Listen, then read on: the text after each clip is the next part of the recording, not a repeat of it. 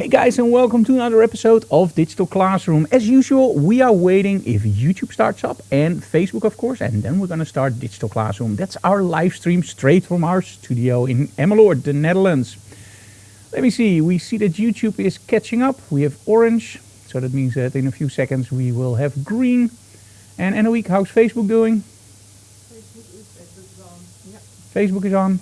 Absolutely cool. Okay, welcome to Digital Classroom, guys.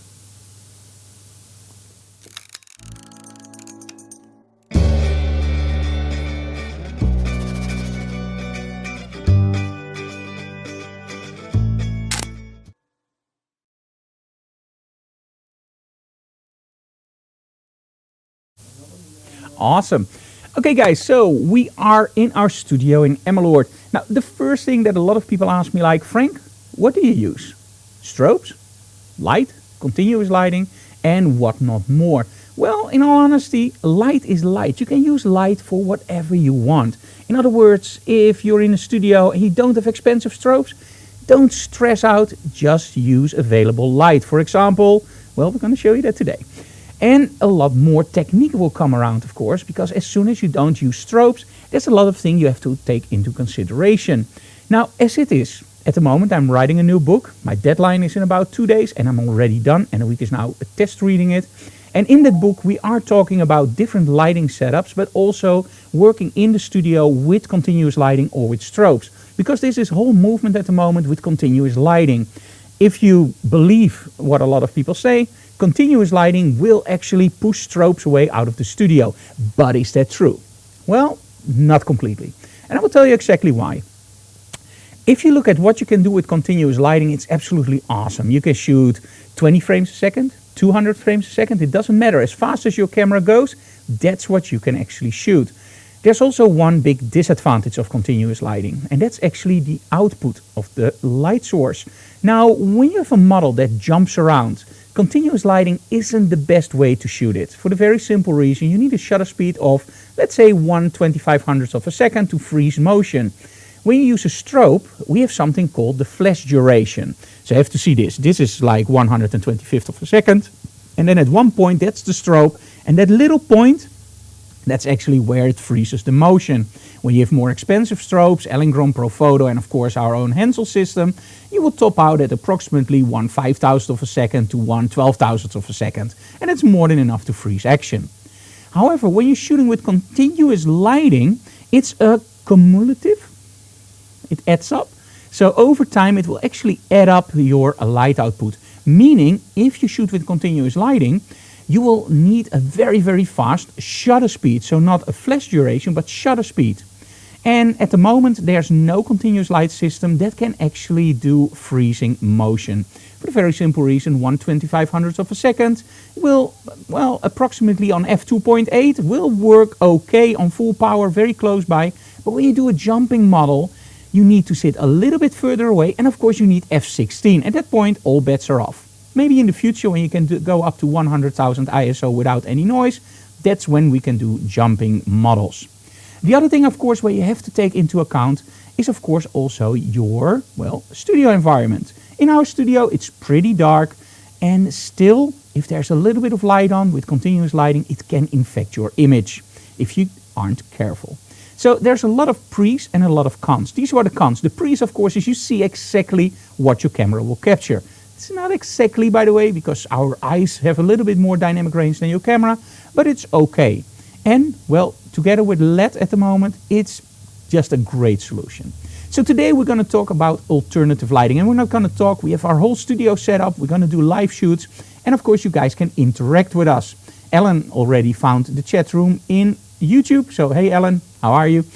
And feel free to leave comments there also if you just check in and say hi or talk with each other. And also on Facebook, of course, you can leave comments. Now, most of those comments I will try to answer during the live broadcast. If I miss your comment, it's not your fault. It's just that we have pretty much a lot to do. Okay, that's about it, I think. Now, last time we had a really cool digital classroom, and it was about working with a model for the very first time. You guys liked it. So today we're going to repeat that one. Today we have a model called, and now I have to be careful that I say it correctly, Elaine. Yes. And we did a test shoot this morning for about 45 minutes. So I already tested it a little bit with her. But this is one of our new models. So I never worked with her before until today. It's going to be interesting to see. Okay, we're going to do a lot of stuff today. We're going to start out with continuous lighting, the new Hensel. Then we're going to switch over to, you know what? Why would I tell you guys? We're just going to see it. And in between again, any questions, feel free to ask. And Week, is our model already here? Yes. Yes? Can you call her in? This is going to be fun. Oh, there she already is. Okay, so I'm going to switch over cameras to our studio view. And at that point, let's see what we can do. It's going to be really fast today because I have at least 5 things in my mind that I want to do in the 2 hours. And normally we only do 2 or 3. So stop talking, Frank, and let's start shooting. Hey, Frank, I'm on vacation from work. Luckily and happily to see you. Hey, Dan, how are you? Good to have you on board, man. Otherwise, you always have to see it in rerun. It's just between Dan and me now. So I'm very glad that now you can see it live because now we have that interaction, you and me. So I love that one-on-one feeling. This is also during the workshops, by the way. We always try to do that one-on-one feeling. So if you're in America on September 1st, New York, Long Island City, we have this amazing workshop. It's going to be awesome. We have this beautiful studio. It's going to be great. So make sure you check that out online and just drop me an email if you want more info. Okay, we're going to switch to the studio and then with our model, Elaine. Did I say it correctly this time? Elaine. I did it. I'm very bad with names. Put out your hands when you're also bad with names. I'm not the only one. Great. Oh, I looked at my own mirror image. Okay, let's switch over. Let me see, which one should we do on a week? 2? That one? I think that one is nice. Don't you think so? Yeah. Awesome. Okay. So, can you stand in front of our beautiful Lustrolight backdrop? Great. Okay, first things first. Continuous lighting. Now, as you can already see, we now have LED panels in our studio on because you want to see my face when I explain something. As soon as we start shooting, we're going to turn the LED panels off.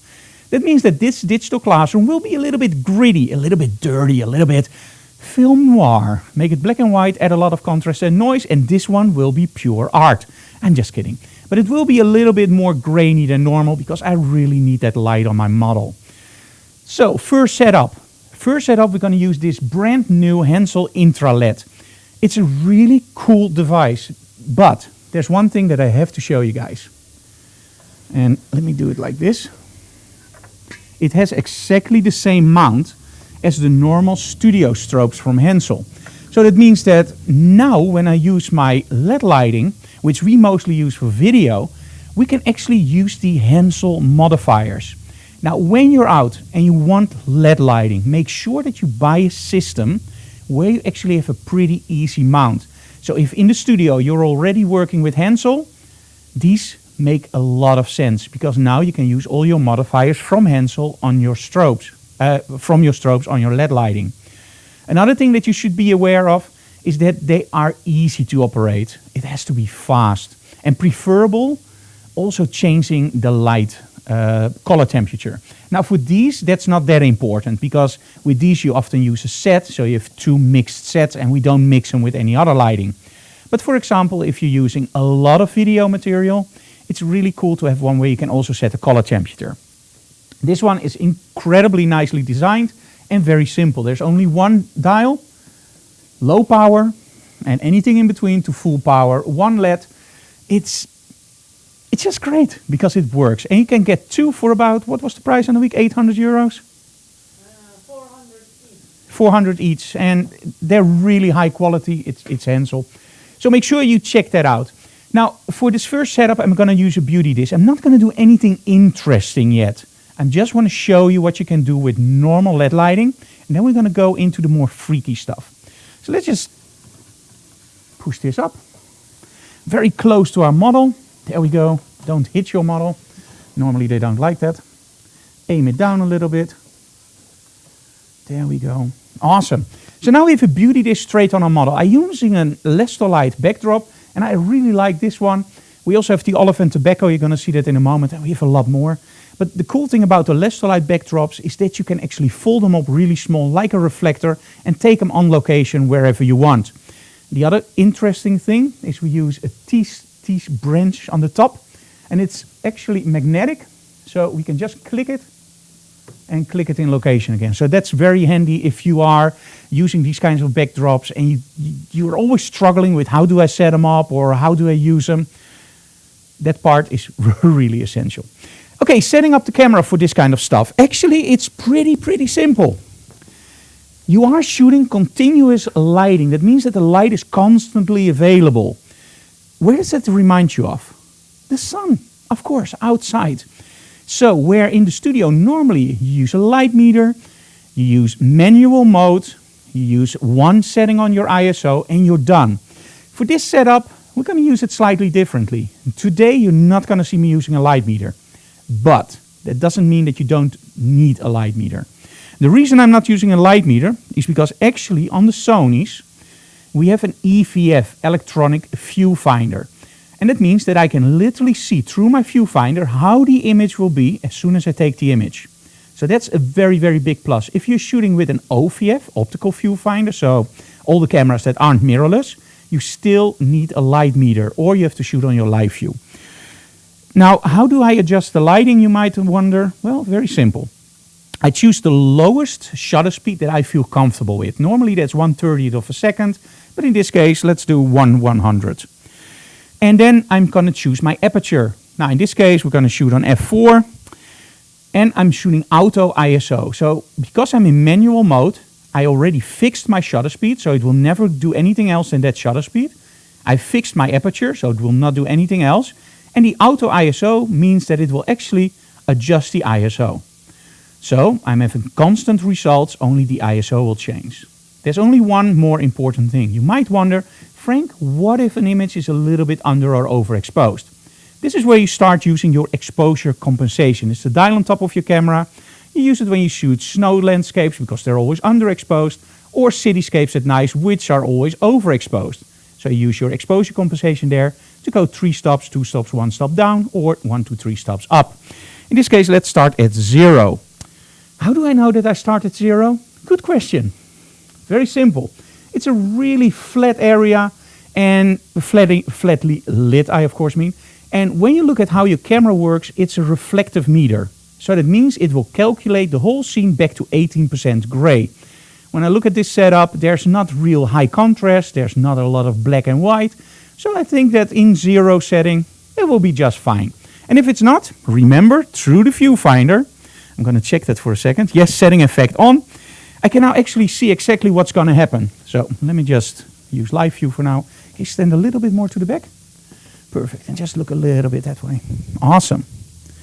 Okay, focus on the eye, make the composition, and there we go. And the cool thing about Sony, of course, I can also use the OK button, and it has eye focus. So it finds the closest eye, focuses on the eye, and there we go. You don't have to make your composition after focusing. Great. Can you, yes, there we go. Nice. Chin up just a little bit. Okay, eyes up. There we go. Nice. Center your eyes. There we go. Awesome. And final shot. Great. So now what you can see is that actually with a LED lighting and the normal beauty dish, we get exactly the same results which you get when you're shooting with strobes. Now, because I didn't use a light meter, I am taking a little bit of a challenge for the very simple reason. This was okay, but it will never be perfect. But in all honesty, you can fix that in Photoshop. If you want it really good, and let me be totally honest, if I'm not doing a live stream, I will be using a light meter. Because we're doing a live stream, I cut a little bit of corners. Okay, let's change this, and now you can... Yes, there we go. That will be in the blooper reel. Sorry, guys. That's the disadvantage. No, I don't need help. No, there we go. Oh. Yep. When something goes wrong, guys, everything goes wrong. There we go.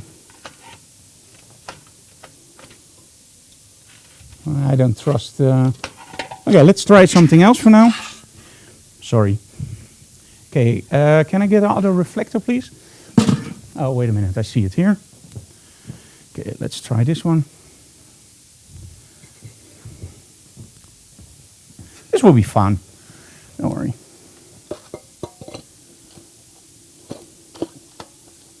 Okay, there we go. Okay, change it from the side. I don't know why. I hope I didn't destroy anything. Okay, there we go. So I'm going to aim the light a little bit more now. And this is more high contrast lighting because I'm using a snoot.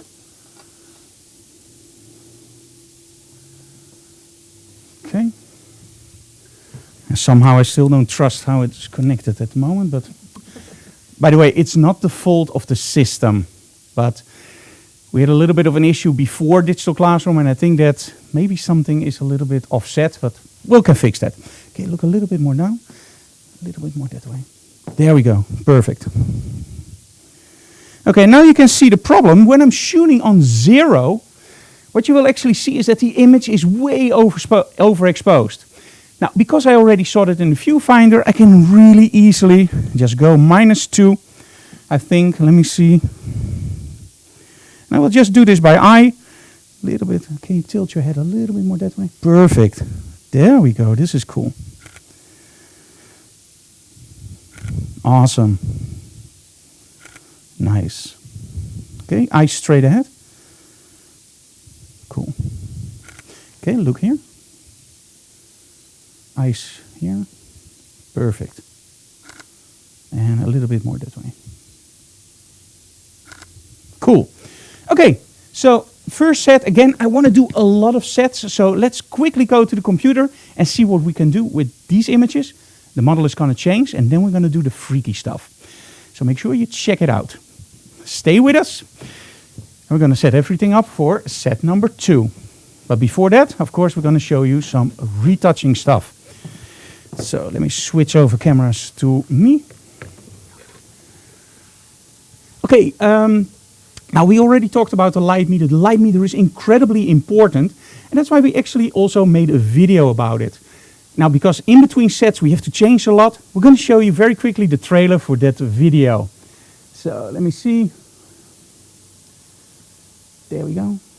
And, of course, you can get them with us online. I will give you the link later.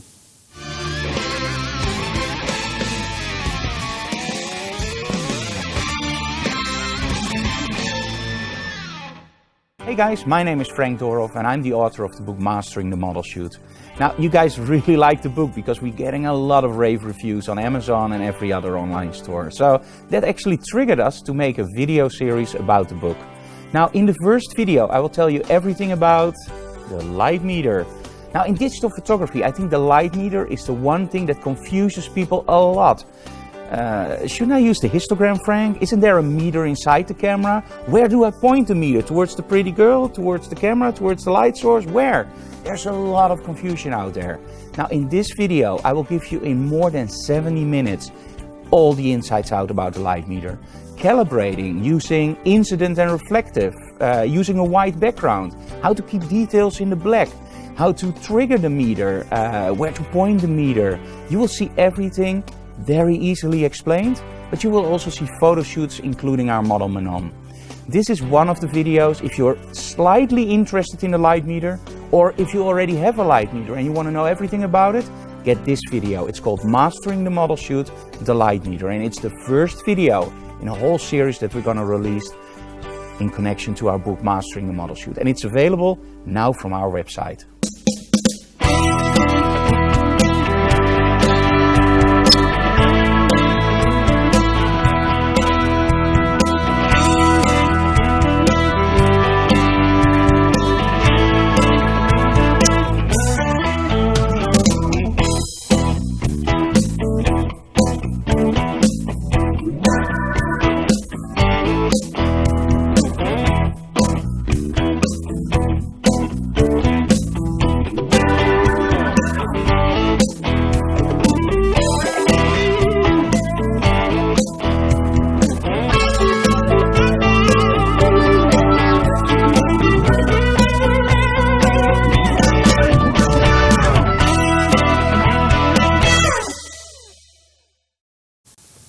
Okay, and we're back. Now, let me explain what happened. And this is one of the things during a live broadcast. I already told you it's not the fault from the Hansel system. Now, what happens? It's totally our fault. This morning we tried everything out, and they are like these clamps. So it's a really cool mount. You just pull the lever, put your modifier on, release the lever, and it clamps down on your modifier. This morning we had a little bit of an issue. Again, that was our fault. We did it a little bit skewed. So one of the clamps actually didn't connect. So that's why the beauty dish just fell off. And I didn't want to try it with the same beauty dish again. So that's why we took the snoot. And as you could see, the snoot immediately fitted. And the beauty dish now also. But when something falls on the floor, I don't want to take the risk that something is bent a little bit. So that's why we switched over modifier. So don't worry, it's not Hansel's fault. This was 100% human failure. But because it's a live stream, we can't cut it out. But I do want to stress, it's a very, very sturdy mount. It's a really handy mount. It switches modifiers very, very quickly. But like with every mount, you have to make sure that you connect everything flush. So not under an angle. Intern. I always blame my intern, so don't worry about that. Okay, so let's switch over to my computer.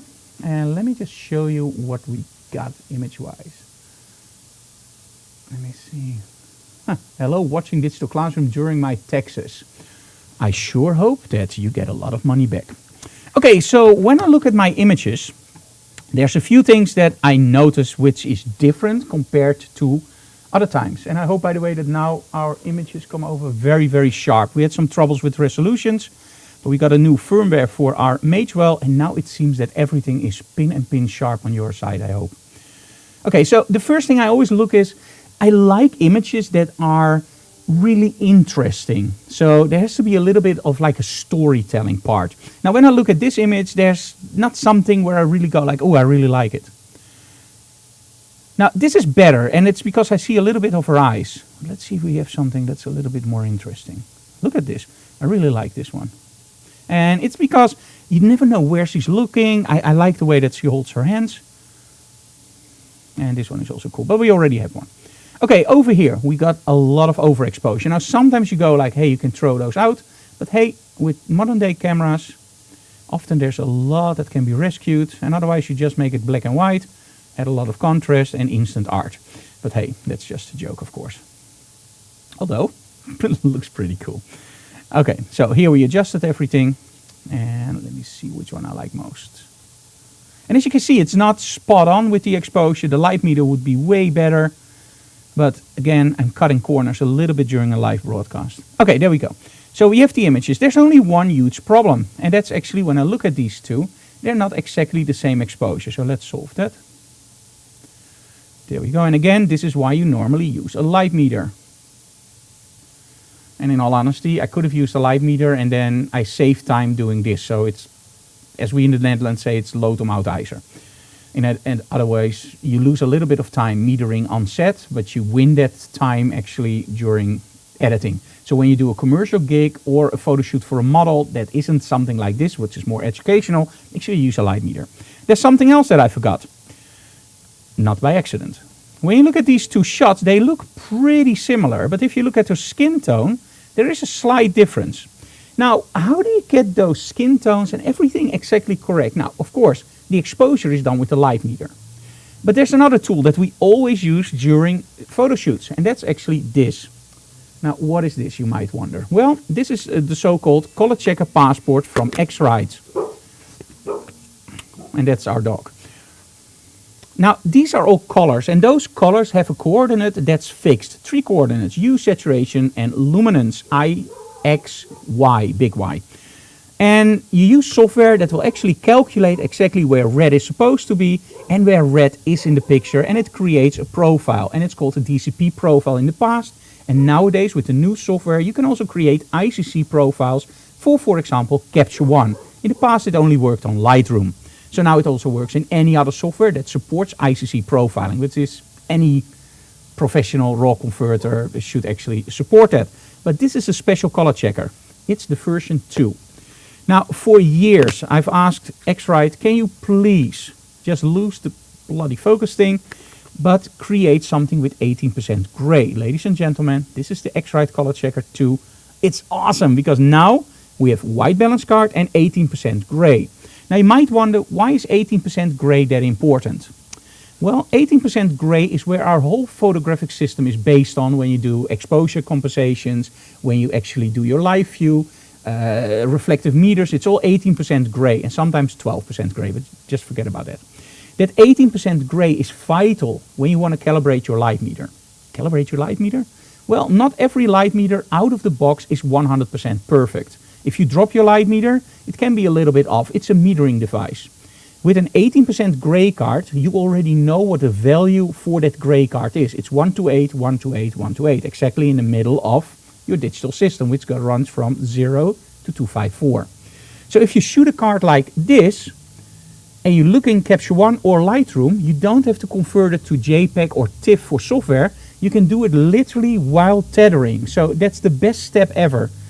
You don't do any conversions. And now you just hover over this. And when you see when I hover over something, on the top you see 4 numbers. In this case 118, 104, 84, 106. That 118 is red, 104 is green, 84 is blue, and 106 is luminance. When I use something like the white balance card, I can make it neutral, so I take away color casts. When I use the 18% part, I can calibrate my light meter. So now the X-Rite Color Checker Passport is literally the all-in-one, absolutely awesomeness solution. So make sure you check one out. And if you buy one, make sure they give you the version 2. Version 1 didn't have 18% gray. Okay, let's very quickly go to Photoshop and see what we can do with these beauties. And of course, I mean the pictures. Although the model also looks pretty cool. So let's go to Photoshop first with this one. And we're going to do this fast. So because I want to do a lot today, we're really going to go fast into Photoshop. So I don't spend too much time for you guys there. Let me see if we have any questions. LOL, Chris Martinez. Chris, you aren't laughing because I dropped something, right? It's a live stream. Shit happens. And if you're laughing because I dropped something, yeah, it was pretty funny. Hello, Mr. Dorov, better late than never. Greetings from London. Hello, London. Hello, Piotr. And Raymond, love the ones with the snoot. Yeah, the ones with the snoot. They're very directional. And that's one thing that I really like about lighting. When you look at a lot of lighting, it's often big softboxes. With me, it's often very, very focused light. So with grids, narrow beams of light, I just like that. And today we're going to do a lot more of those, so don't worry. Okay, first things first, that's the skin. Now, I already showed you this a few times, but let's do it again. Image normal portraiture, it's always my way to do skin. And why a plugin? Very simple. You can do it manually by using, for example, frequency separation, or I don't know, using a magic whatever. Sometimes people think that skin retouching is magic. But I often use image normal portraiture for the very simple reason it goes 80 to 90% of what a professional retoucher can do for looks. Don't get me wrong, professional retouching can do a lot more, but you spend 4 or 5 hours, and I only spent a few seconds. So let me just show you what I do. Now there's a trick, and this trick I didn't show before, but I want to show you today. And the trick is actually in the settings. Now when you look at the settings, this is something I always said to guys, don't do this. Don't ever over soften an image. Sorry guys, everything is starting up here. So there we go. Let me see if we still have, do we still have output over there? Okay, cool. So I always said don't overdo this, make it really nice and not too much. As you can see here, I'm totally blurring the skin of my model. There's nothing left, it's totally silky smooth. And the reason I do this is the following. Now this model has pretty good skin. Sometimes you have models that have a little bit of blotches in their skin, different colors. By using it on full power, it actually just blurs that away a little bit. So when I now do this, oh, that's interesting. Okay, let me try it differently.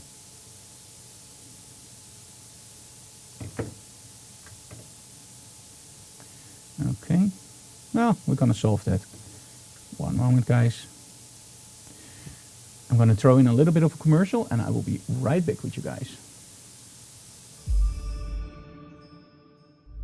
In this tutorial, we're actually going to show you that you can make great images with very simple tools. What to think about a tungsten light bulb.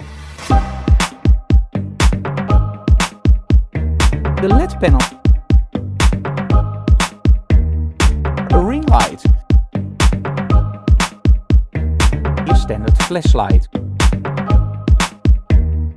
the Fresnel, the Westcott ice light, smartphones,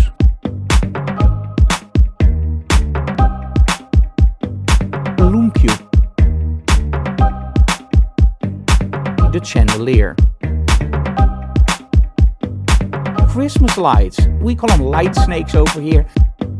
This is one of the most creative lighting videos I ever created. I'm very enthusiastic about it. It's available now via our website. See the links.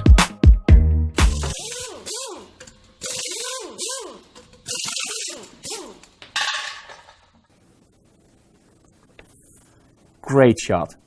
Hey guys, I'm Frank Doroff. I'm the writer of the best-selling book Mastering the Model Shoot. Now, during my workshops, I get a lot of questions about people. What about raw developing? How to set my camera? Do I need Adobe RGB? Do I need sRGB? There are many questions out there. And the best thing to start with is use Lightroom and Adobe Photoshop. That's where you start. But after that, if you want a little bit more quality, if you shoot a lot of tethered setups, Capture One is actually one of the best programs out there. It isn't the best in library modes. It isn't the best in map modes. That's where we still use Lightroom. But Capture One is an awesome RAW developer. Now, what is a RAW developer and why is it important? Think about the old days when we had film. The choice of chemicals and the choice of film made a huge difference. The same film developed in different chemicals gave you totally different end result. The model was still the model, the landscape was still the same landscape, but you get more definition from one chemical, or you get a little bit more detail or a little bit different colors, also depending on the process. And that actually is the same thing for the new digital sensors. A digital sensor records a raw image. There's no color space attached to a raw image. It's the raw image. You have to attach a color space yourself. This is also one of the most heard problems during, for example, social media stuff.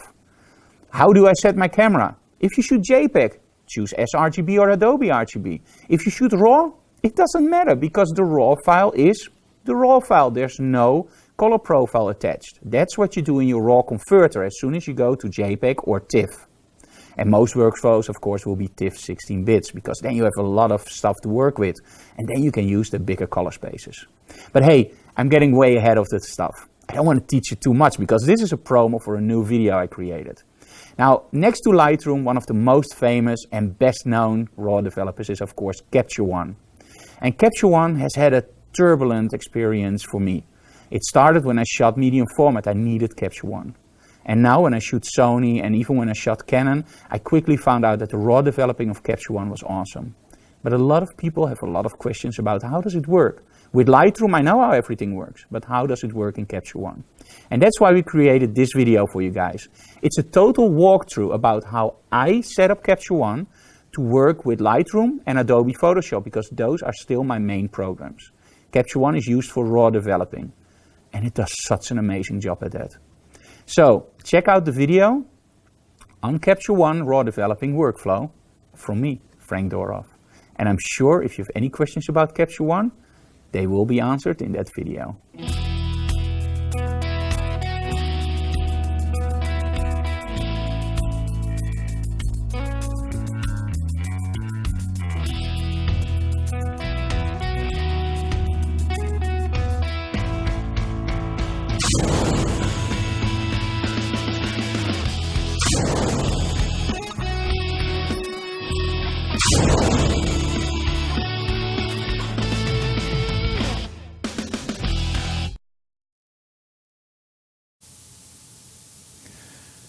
Okay, we're back. Let me explain what happened. As you saw on our YouTube channel, we recently concluded a review for the Microsoft Surface Book 2. And this is something that I understand, but sometimes is really frustrating for me when we switch over a lot of gear, is some software is limited to only 2 installments. So I have my computer in the studio and I have my laptop. And actually the Surface Book 2 also ran image-genomic portraiture. But because I can only install it on 2 computers, it didn't recognize the studio computer anymore. So I didn't want to show you guys our serial numbers. So that meant that we quickly threw in a commercial typed in the serial number, and I'm done again. So there was nothing serious. So it was not like I dropped a strobe or something, which never happened, of course, in our studio. Anyway, so we have everything on full blast. Let's just press OK. And let's just make sure that you're doing this on a separate layer in Photoshop. There we go. Okay, so now what I'm going to do is I'm going to do a layer mask, hide all, remove everything. Now zoom into 100%, and again, I did it on a really aggressive setting, and we don't want that aggression everywhere in the image. So what I'm going to do now is I'm going to make this white and on 100%, and I'm only going to do it in the areas where I really want all the details to be gone. So that's often the forehead, and maybe a little bit here and here. Everything else I don't want on 100%. So now what I'm actually going to do, and you can also use pen pressure sensitivity. Ooh, that's a difficult word. And now I will just lift the pen up, and as you can hear, you hear it ticking, right? So I'm actually adding to places where I want it a little bit more. And somehow this way it just works very well with image normal portraiture. It just gives me a really smooth and nice image. Again, internet compresses the heck out of our video streams, so don't worry, over here I can still see all the pores, but for you guys that will probably be a little bit more smooth. It's very frustrating, but hey, that's how life is. Okay, just use the healing brush for some very simple hair removal. So what you don't want in the face. There we go. And here's another trick. As you can see here, my healing brush is oval instead of round. And I do this because it's very simple to see when somebody retouched an image, because often you can really see almost tractor tire tracks because you can see where they retouch stuff. So what I'm now going to show you is how you do it. You go up here, and normally it's round, but I actually push it in. So now it's an oval, and you can also tilt this by just moving this around, as you can see here. And now it becomes way more easier to just retouch something in a very narrow space. Okay, there's a question. Did you use a grid on the snoot? Yes. Although Emmeloord just replied under my name, there is no grid on the snoot. There is a grid on the snoot, but with Hensel, they're inside the snoot. So yes, there's a grid on the snoot. In the snoot, not... Emmeloord has to have her ways. He's now sitting behind me. No, it's not on the snoot, it's in the snoot. So, okay, Emmeloord, it's in the snoot. Okay, there we go. It always goes like this with us. Okay, so now I'm actually done, and there's always, and this is why I do these retouching sessions always in Digital Classroom. There's always these little small things that I want to show you guys. When I look at the image, it looks great, but there's one thing that annoys the heck out of me. Look at this. That hair. Now, of course, you can do this with the clone tool. You can do it with the healing brush, and you can do it very fine. But there's a simpler trick I want to show you. Go here to the European Union flag. We love Adobe. It's actually a quick mask, but hey, that sounds less sexy. And just paint with 100%. Just paint this over, everything you want gone. And you don't have to do it in one part. You can also say, okay, for example, this, or let's say this. You can select whatever you want. There you go. And now it's very important that you did this. Normally in Photoshop, when I now disengage my quick mask, you will see that everything is selected except what I painted. That doesn't make any sense for me. So what you do is you double click on your quick mask, and now you can actually see color indicates masked areas or selected areas. Make sure you set it on selected areas. For me, that makes a lot more sense because what I paint, I actually want selected. Okay, and now the only thing I have to do is press the delete key for content aware fill. And let's see how Adobe does. Press OK. And there we go, pretty okay. Select, deselect. There's still a little bit of debris over there. And what you can do is just that I will take away with the healing brush. Very quickly, but it's already way better.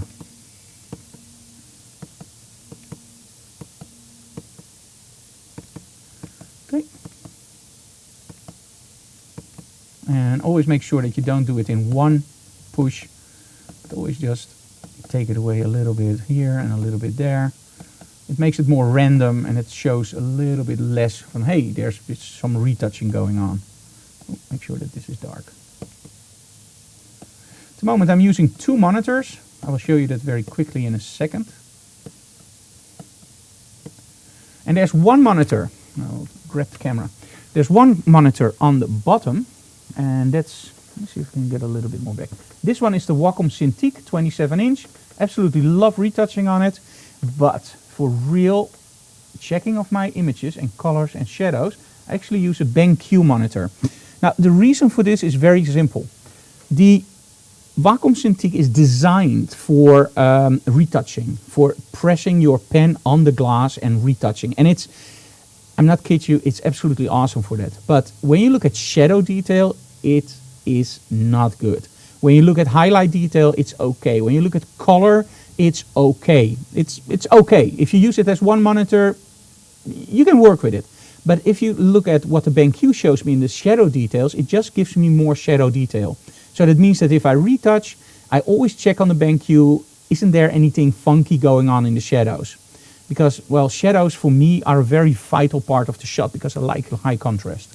Okay, so this looks pretty good. Let's go to 100%. Oh, sorry, of course, full screen. Oh, sorry, fit on screen.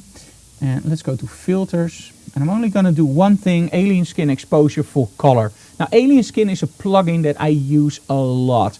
And the reason for it is actually very simple. They have so many cool presets, and I already created, I believe, 250 myself. And by the way, you can get those presets online. Let me give you a very quick hint for that. So when you go to this address, frankdorff.com/presets, you can actually get those presets. And they're about, I believe, 15 euros. And don't pay more for presets. Most of the time you can make those presets yourself. But for the price that we charge, like 15 euros, it's, you know, it saves you a lot of work. And you have the looks that I use. So I'm not going to give you any presets that I don't use myself. They're all really the presets that I use for all my work. And what I'm doing now is what I sometimes call clickety-click until I see what I like. I'm just hovering over some looks to see which one I really like. And that's actually the one I'm going to select. I'm not going to spend too much time on this, but often this takes more time than the whole retouching process. I actually like this one with the blue shadows a little bit. Cool. Okay, just press apply. Now when I do two images with exactly the same setup, only different expressions, different angles, but the same lighting, same clothing, I will always make them uniform. So make sure you choose the image that is your dearest, your best image. Then just select the look that you want and keep that look over that whole set. So don't vary shots and looks per set. Make sure that one set has the same look. Now I switch between the snoot and a beauty dish. That gives me, for myself, the allowance of actually changing the look of those shots. But hey, normally don't do that. Okay, I always start at 0 opacity because I'm having now two layers on top of each other. And I'm just going to build the effect gradually up until I see what I like. And it's now 100. It's a little bit too much. I like this. So it's somewhere in the middle. Yeah, 59%. Okay, flatten image. Okay, file close. And that's already image 1. Image 2, I'm going to show you something else that's really cool. So let's go to this one. Press to go to Photoshop. Okay. Okay, now watch this one. First, we're going to run Portrait Smooth in an action. And an action means that you can record something in Photoshop. It saves all your steps, and later on you can very quickly just repeat that pattern and you can do the same stuff. Somebody asked, can you also speak Dutch? Yes, I can also speak Dutch, but not today. Somehow I'm stuck in English. Let me see, any other questions? No. I can explain that a little bit. I get the question a lot. Hey Frank, you're Dutch. Why do you do everything in English?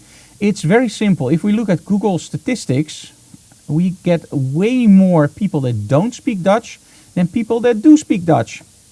So that's why we always do everything in English, because my French absolutely is horrendous. Je ne parle pas français, quelle pluie. And my German is okay, aber nicht so gut. Aber das kommt noch wel. And my English is okay, so everything will be done in English. Hope that makes sense. Okay. Okay, again, very quickly. And you see how easy it is to use a plugin. It's sometimes I feel a little bit like Bob Ross, but hey. Okay. I'm now using my pen pressure sensitivity. That's easier for me in Dutch. Okay, so everything is now at pretty much a little bit overboard. So I'm going to switch color to black. And I'm going to put the opacity all the way down to 27%. I'm just going to go over the areas where I don't want too much flattening of the skin. There we go.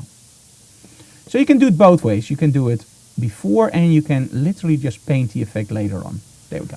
Okay, what I wanted to show you guys is the backdrop. Now, as you can already see, we're using a little bit of a vignette. Now, a few weeks ago, I showed it to somebody and he said, I never knew about this. And it's actually a trick that I use for years, but let me just show you very quickly. Okay, go to a new layer and keep that layer empty. So nothing on there, it's just a new layer. Now go to mode and go to soft light. Do this, fill with neutral gray. Okay, make it a little bit smaller. Now what you're going to do is you're going to take an elliptical marquee, put it over your model in the middle, do a select, modify feather, let's do 900 pixels, why not? Select inverse and take a bucket with black paint and just drop it in. There you go. Now what I did is I actually created a little bit of an extra vignette, but that's not the whole trick I wanted to show you. You can use soft light, but you can also change this to hard light or a vivid light, and you get totally different looks, as you can see here. Now hard mix doesn't make any sense, of course, but by using this you can actually create a little bit like a softer edge transition or a little bit harder. And when you use vivid light, for example, you can actually just change the opacity and create something that's totally different. Now the soft light trick a lot of guys know, but by using those different blending modes, you really have total control over that edge transfer. And sometimes that's a little bit harder to do with, for example, only Photoshop, but this way it just looks really, really nice and exactly the way that you want. I hope that makes sense. Okay, layer, flatten image, and we'll tint it later. You saw that now, so no sense to doing that again. Okay, let's go back to the studio and let's just continue our shoot with our beautiful, beautiful model. Are you ready? I'm ready. So am I. Oh, I already promised you guys where you can get those videos. So let me show you that very quickly. All the videos you can get here, frankdorov.com/videos. Okay, so let's just take this out. There we go. Okay, Annemiek, are you ready? I'm ready. Oh, okay. So I'm going to switch over to our studio camera number 2. Okay, and let me just see what happens. Okay, first things first, just leave this split screen, Annemiek, because we're going to turn off the LED lighting, so it's going to be very dark in the studio. Okay, let me just pick up my ice light. So Jeremy, can you bring the ice light? Okay, let me turn off the main lighting, and then it will be really dark in the studio, guys. Don't worry, unless you're afraid of the dark. So hold on to somebody dear to you. Okay. Okay, ice light. Nee. Yeah, there we go. Awesome, thank you. Okay, so now if you're into Star Wars, you might know this. Annemiek, is it too dark on my face now? A little bit, right? The camera is not in focus. Oh. Because it's too dark, I guess. Is this better? No. Does the camera focus now? No. Oh. Okay, anyway, guys, this is the ice light. So the ice light normally is without barn door, so it's a really flat light quality, which in all honesty I don't really like. So if I put this on my model, so let me see. Oh, she forgot her sunglasses, very important for this. Okay, can you see if the other camera is in focus, Annemiek, then? Yeah, now it's okay. Oh, now it's okay. Okay, when I do this, let me just take the camera and just use flat lighting. So we're gonna turn it all the way up. That's why she doesn't like me. Okay, and just very, very flat, and you get something similar to this. Let me set everything on 0 on the camera. Okay, there we go. Okay, so now you actually get an image that's, it's not really bad, but it's, which camera do I have to look at, Hannevik, now? That one? Yeah. That one.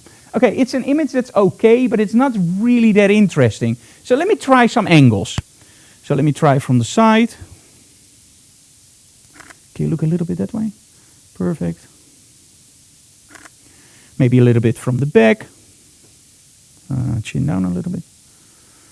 That way. Perfect. And overall, when I look at the images, it's not something that I really get excited about. And then they actually send me barn doors. And this is so much fun. So what I'm going to do is I'm going to make a really tight hole. You know what I mean. And now what I'm going to do is I'm actually going to paint literally with light on my model. So I'm going to zoom in a little bit more. Let's go to 70 mil. I'm using a 24 to 70 on the camera. I get this really cool, very rough quality of lighting. And of course you can do it the other way. Get a little bit of her coat in, for example. And I just love playing with this. Now again, she's wearing sunglasses for a reason. Because this is really very, very bright light. Awesome. Now, I'm not going to lie to you guys. This one is pretty expensive. So let's try something else. Jeremy, can you turn on the LED panel for a second so I can show the guys what I'm going to use? Let me turn on the LED panel just 1 second so I can show you guys. Okay. So I'm back. Haha. Boom. Hole in one. Okay, what I'm holding in my hands here is actually a lume cube. So it's a really small LED light, and normally it's only the cube. But as you can see here, we mounted it on a selfie stick. And I never liked selfie sticks. I always was wondering when the first murder would take place with a selfie stick, because I just hate those things. But for this it's awesome, because now when I turn it on, I actually have 10 settings, so I can go for the brightest for now. 1, 2, 3, 4, 5, 6, 7, 8, 9. Okay, so now it's pretty bright as you can see. But because it's on a selfie stick, I'm not forced to shooting it like this. So normally you would do it like this. And let me zoom out just a little bit. Okay, there we go. And this is okay. But it's not really something where you go like, okay, I spent 2 hours watching Frank shooting flat images. It's not something that you want. By using the selfie stick, I can do something really cool. I can literally just hold it behind my model and create some really stark, contrasty lighting. But, of course, that's not all. If you make sure that it's a little bit in the frame, you get this beautiful lens flare. What's this?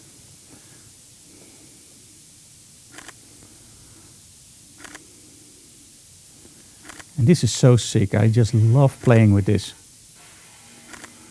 Look that way a little bit. That's nice. Awesome. Cool. Nice. Love it. Let me get a little bit more lens flare. There we go. So as you can see, it's a really cool way to just play with your lighting. And it works for every light source, of course. You put it on a selfie stick if it's not too heavy. You can move it around your model and just create something really cool. But that's not all. She has a red coat on. Let's try something a little bit funky. Jeremy, can you get the big LED strip from Let Go? So we have another LED strip here, and this one is really special. It's not cheap. In a moment we're going to go for the really cheap stuff. But this one is special because it can do all different kinds of colors. So it's not just fixed to one color. And if you're into video, you can even emulate, for example, a police car. Just plug it in. This is Jeremy, our intern, whose fault it was that our beauty dish, of course, crashed. No, I'm just kidding. I don't even know who put it in. Could be me. Okay, so let's turn this one on. And as you can see, this is a really heavy one, so we're not going to do this in the frame. And we already have red, which I absolutely love. And Jeremy, can you stand next to our model, please? And just give her a little bit of a red hue like this. There we go. I'm going to take my selfie stick. And I'm going to light my model from the side. Okay, look that way, please. Just create something really funky. Can you step a few steps back? And stop. Now when you need a little bit less light, you just move your intern away. There we go. Awesome. Okay, final shot. Thank you. Okay, let's see in Photoshop what we can do with these images. And let me first turn this one off. They can be a little bit hot sometimes, although it's LED. They still generate a little bit of heat, so make sure that you get the cage. There's a cage that you can put around, and you can put, like for example, a grid or CTO gels in front. So it's creating a really nice system. And you can just charge them via USB. And they're not that expensive. We always have 2 in our bag, so when we're on location, we can use them for video. Or if we see somebody on the streets that we really like, we just hold it straight in front of their face. And then they don't like us anymore, but at least we got a good picture. Okay, so let's just very quickly see what we can do in Photoshop. And which images I like the best. Oh.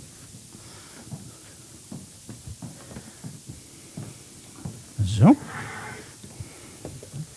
Okay, let me see what Emmeloord did with my cameras.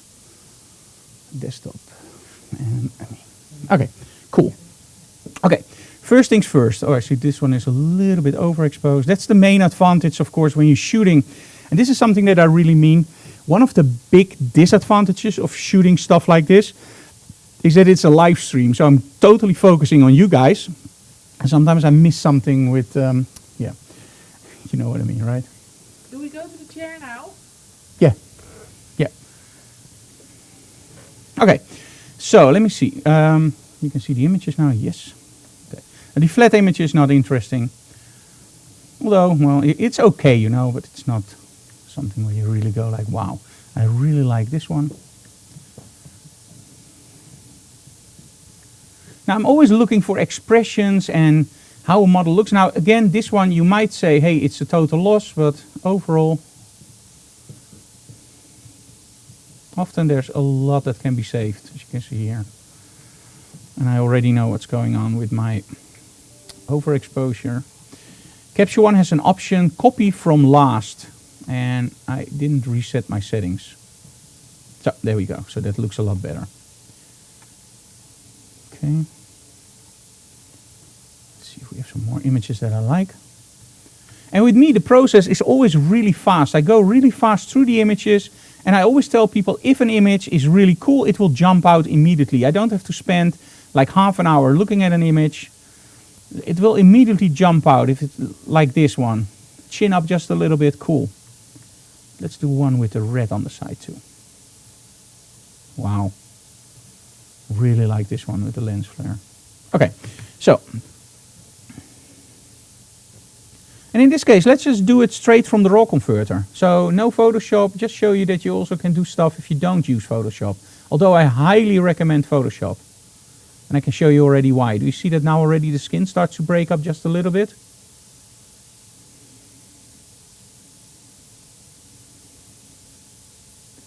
Okay. And the cool thing about Capture One is underneath you have a unique way of setting your color. You have your RGB levels, which you also have in Photoshop. But because you also have these little points where you can literally just tic-tac them, you can do that for red, for example, in the middle, just a little bit less or more, and create really cool effects, which I think are really nice to work with. Okay. Now let me say that I like this for all shots. Just copy the adjustments, copy and apply. And as you can see now, you have all the images, which looks exactly the same. Again, I didn't use a color checker for this setup because I knew I was using split lighting, or in other words, also red gel. But overall, use those color checkers, guys. They're really, really important if you don't freak around with your lighting and colors like I do at the moment. Sometimes people ask me that because they don't see me using it a lot during live streams or workshops. And you have to realize that my profile is already built into Capture One. So I already created a profile with Color Checker Passport. And that one is copied to all the new shots that come in. So my profile is already there. It's not that I'm not using a profile. I already built that. The only thing I'm using the color checker passport for now is when I shoot it, is I use the profile I created, but I use the color checker passport for white balance. And because with these images, I change the white balance over constantly, I'm more like I'm shooting on AV mode, on manual mode, but in essence, we're shooting AV mode, of course, with auto ISO. And it just, for me, doesn't make any sense at the moment to use the color checker passport. But in the next set, I'm gonna need it because we're gonna use something that's a little bit offset, a little bit different. Okay. So as you can see, you don't really need Photoshop. The thing is, however, you need Photoshop for the skin. Although she has pretty good skin, when you do the more extreme, like the contrast all the way up, look at what it does for the skin. Even with a model that has good skin, it will start to break up a little bit. So later on I will do these shots also in Photoshop. But just to show you guys what I'm going after for the look. High contrast. And this is all shot with the Lume Cube.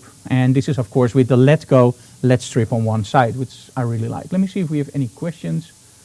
Do we have any questions on Facebook? No? Okay, cool. Now the other thing that is very important when you want to do lens flares is make sure you see that lens flare from the side. So it has to be in your frame a little bit and then move it out. So in other words, the light source, aim it straight at your lens, make sure you see it in the frame, and then before you take the shot, you literally just take it out a little bit. And that will give you lens flare. So, and when you're outside, just think about this. When you're in the shadow of the model and the sun is behind her, and you just let the sun squeeze through, but you're in the shadow of the model, you will get lens flare. The thing with lens flare is it has to hit that lens straight on. So it has to be literally captured by the lens and then you get lens flare. Okay, if you like lens flare. A lot of people work very hard and spend a lot of money to get rid of lens flare. I actually like it in lenses. So that's why we often use, let me see, lenses like this. Now this is a very good lens, but this is an R from the Leica. And this is of course a really good lens, but even these lenses are very prone to lens flare compared to the modern lenses. The modern lenses are really hard to get lens flare. That's also why with the Lume Cube, when you saw the video, we actually have it a little bit in front of the model and aiming it exactly right, and then we get stuff like this. If I do this with an M42 lens, a really old lens that you buy for €5 on a rommelmarkt, flea market, you will actually get a whole white image when you shoot something like this because everything is lens flare. So, yeah, depends on the lens. Cool. Okay. If there are no more questions, let me just do something in between. Are you already ready for the next? Oh, you're already ready. That's even better. Can you set up one black reflector on the same side as the olive and tobacco and the beauty light, the ring light? Oh, where to buy Let Go? Let Go you can just buy in your normal camera store if they sell it, and they should. It's a really good brand. We got into contact with them during Digital Classroom. We filmed the first Digital Classrooms with strobes, and we just used the modeling lights from those strobes.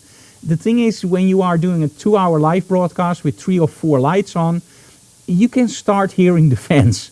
So we needed LED panels, and Let Go just for us came out on top for one. They are affordable, although it's a premium brand, so don't expect to buy it for €100. It's a premium brand, but it's really good. There's another brand you should notate, and in the past it was called Mongo, but it was very difficult to pronounce. Probably I also did it wrong. And they now call it Nanlite. So make sure you also check that one out. It's a sister company from Let Go, and the quality is actually, they're built differently. But we use 2 interview kits from Nangguang, so the old brand, and they still work. And we now have them for, I think, a year and a half, and they get used a lot. So if they survive that with us, you're probably golden. So, and if you want that really high-end stuff, you go for Let Go. And you spell it as LED and then Go. So, highly, highly recommend them. Okay, let's switch over to our ring light without giving away anything of the other set. But that's not possible, I see. Okay, let's just switch over anyway. Can you aim the camera towards the tobacco and olive? Because now our cameras don't really fit. There we go, that's nice. And then make sure, yep, that's good. Okay, guys, we're going to switch back to the studio again. And let me see where Eneweek is hanging out, because we need Eneweek also to help out. Okay, cool. And let's just grab our beauty light, and you can wear sunglasses again. Okay. You're gonna need them. And I need the black, I said. So let me pick that one up myself. So, there we go. Okay, so we're gonna do the black in front of the olive and tobacco. It's not perfect, but it will do for now. Okay, now a lot of people think about, is that camera okay, Jeremy? Because that doesn't look right. Nope. Totally not. And is that the camera that's now active? Or is that camera? Okay, we're going to turn this one on. It's that one. That one? Okay, switch over to that one. How did we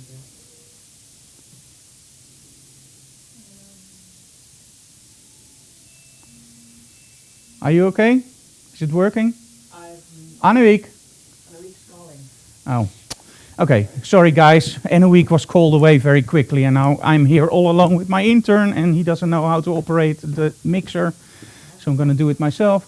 One moment, guys. Let me see. Camera 1. Okay, cool. Just press the buttons. Okay, so we have a ring light, and a ring light is a very special device because it's all around the camera. And it gives you a really shadowless image. Now, a lot of people are not familiar with the ring light, and that's why we sometimes just throw it in during a workshop to show guys that it's not all only for beauty. You can actually create some pretty stark images with it. Let me just turn it on full power. Can you stand all the way to the back? So I want that black backdrop in. There we go. Okay, grab the camera. I'm only going to take 1 or 2 shots with this one because it's not that interesting, but it's pretty cool. Chin down. Otherwise you get those roundness in your eyes. Can you lift the glasses down just a little bit? There we go. Awesome. And now, without making sound, scream towards the camera. Are you ready? 1, 2, 3, go. Wah! There we go. One more. 1, 2, 3, go. Ah! Thank you so very much. Okay, let's see what we can do with this one, and then we're going to go to the final set, and that's going to be a really special one. Okay, very quickly switching over, and let's hope that Eneweek also finds the time to come back.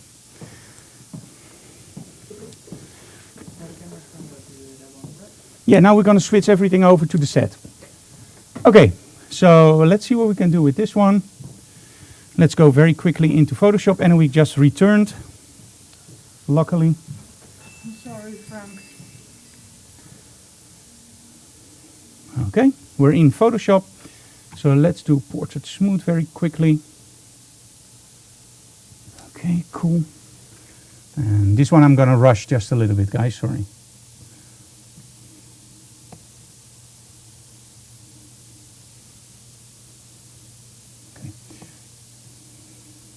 Now, I didn't have a black backdrop at the moment, so we're just using a reflector. So that means that my backdrop is not evenly black. But that's not a real problem. The real problem is, how do you get it black? Well, it's not that hard actually. Just make a selection, and then preferably with the quick selection tool of your model. Now this sounds really weird what I'm now telling you guys, but make sure that your model is totally selected. Now you might wonder like, hey Frank, what do you use? Well, this is the quick selection tool. This is often used by retouchers who make cutout, like compositing. Oh, edit. Let me do that again. And it's a really cool way of making a quick selection.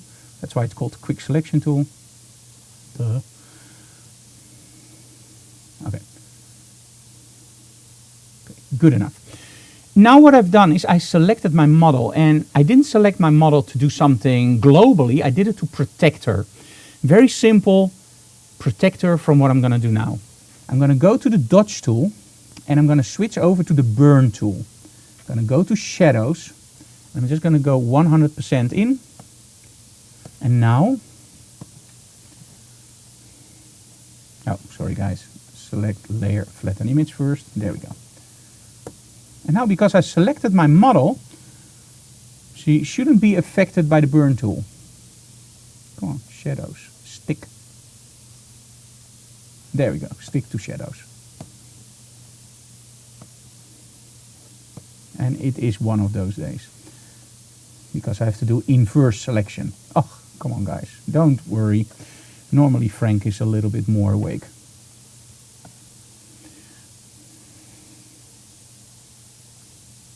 Okay. Now with the hairs I have to be a little bit more careful, so that's why I take a little bit of a side tour here and make the brush a little bit smaller. But overall, because I selected her, you see I can now very roughly just paint over everything to make sure that it's pure black. And only with the hairs I have to be a little bit more careful. Deselect. Now when I look at the BenQ, it actually looks pretty good except on the top a little bit. So there we go. And here. Awesome. So now I have that black backdrop. And this is something that you see happen a lot. Sometimes we get assignments from clients and those are actually photographers that did, for example, a photo shoot. They brought a backdrop and they couldn't go more back to make the angle of view smaller. So you have this model on the backdrop and her hands and her feet are actually sticking out of the backdrop. Can you fix this? Yes. But preferably when the hairs, so everything that is a little bit more, let me put it this way, everything that's less defined, so like for example an arm, it's really easy to retouch. But hairs is terrible. So make sure if you do something like that, that the hairs are always on the backdrop, so on the seamless. If the hands are a little bit outside the seamless, with this technique you can literally just paint literally your backdrop in that area. So that works really well. I put you full screen. Ah, you put me full screen. Okay, I'm just wondering what was going on. Okay, it always freaks me out. Okay, so let's go back to picture in picture. And let me just show you how to pop the eyes just a little bit. So let's go to 100%. I always make them scream with these kind of shots. I just love that. Go back to the dots tool. It's a little bit of a risk because I never worked with her. And some models go like, I won't scream. And that's because it's a live stream, so you can't say no. Isn't that nice? Okay, fit on screen. Now let me just give this a little bit of a look. And for this I'm going to show you how important those looks are. And often I don't even do very extreme looks. I try to keep it a little bit more civil. But those looks are really important. Now you can actually see that. Oh, you don't see that. Excuse me. And you didn't see the image, the alien skin before. I'm so sorry. I'm only mirroring one display. Oh, sorry guys. Okay, so I'm just going over my looks. There we go. I like this one. So before, after, there we go. Gives it a little bit more aggression.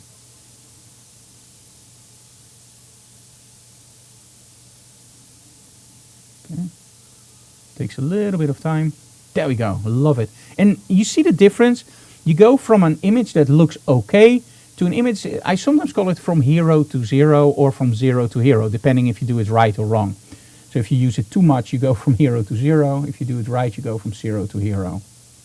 And just blend it in. Okay, cool. Now, often I also use a little bit of noise, and I'm going to show you very quickly why.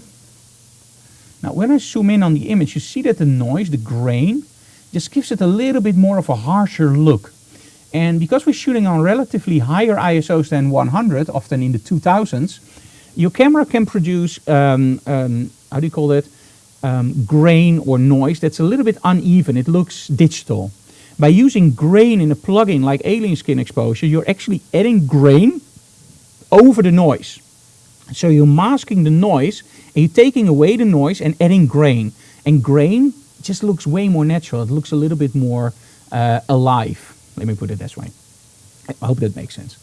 Okay, so this looks pretty nice. There's one thing, and this is something that I do a lot for portfolio reviews, and now I actually have to do it by myself. I always tell people crop in camera. And the reason for this is simple. You don't want to crop too much later because, well, it costs you, of course, megapixels and it costs you time. But in this case, I think that there's a little bit too much on top of her head. So just take it out, and it's very, very minor. Just a very little like this. And just take out a little bit here. Now, of course, you can lock your ratio, but there we go. This is better. By the way, if you do something for print, make sure you lock your ratio so you keep your original aspect ratio. With me, that sometimes can be a problem. Just ask Anouk. She sometimes says, you have to make the aspect ratio fit again. And I go like, okay. Okay, let me just do this a little bit. So I'm also burning away now a little bit of the side hairs. This is going to the hairdressers. Okay, that looks nice. A little bit here. This is also a cool way to just take away a little bit of the hairs that you don't want in the shot. Okay, let's go 100% and just do the final parts. There we go, this one.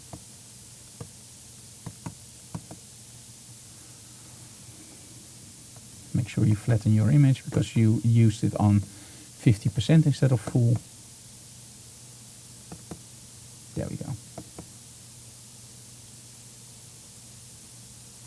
Okay, looks pretty nice now. And don't overdo it, you know, it has to look natural. Sometimes you see those images that are 100% perfectly retouched and then they miss one little spot and it stands out. So if you miss a few spots on accident, or sorry, not on accident, you can always say like, hey, it was intended that way. Okay, layer, flatten image is already done. Let's do one final check. Looks pretty awesome. Do you like it, Elena? Aileen? Elaine? Oh. Yes, I like it. Yeah, you like it, right? Did you already have a shot like this? No, I don't. Awesome. And Elaine is a teacher. So as soon as she now is in front of her class and the kids are annoying, she can show this image and go like, What's that? don't even go there. Big mama, coming. No, no, don't. Okay. Hey guys, a little bit in between before we set up everything, there's another cool video we recently made for Kelby 1. And let me see if I can find those. There we go, on location. And if you're not a member of Kelby 1, make sure you become a member on Kelby 1 because you get a lot of videos, not only from me, but also from other great instructors. I think the best instructors at the world. So, this is my new class on Kelby 1. Hey guys, my name is Frank Dorff and we're in front of our studio in Emmeloord and it's freezing cold. So it's the perfect day, not really, to shoot on any location because let's be honest, you don't have to travel far to create stunning images with your models. You can do it anywhere. So today we're going to go out in the field, we're going to go to a bicycle tunnel, we're going to use a long road with strong backlighting and we're even going to be pulled over by the police. Yeah, that was interesting. Now you might wonder, why should I follow this class? Well, we're going to start from the bottom. We're not going to use a lot of strobes. I'm not going to use difficult techniques. You do need powerful strobes for this, but if you have a powerful strobe, you can do this very, very easily. We keep it simple, but most of all, we try to create images with a lot of impact that will make you stand out from the rest. So join me on kelby1.com for my new class shooting on any location. You're gonna love it.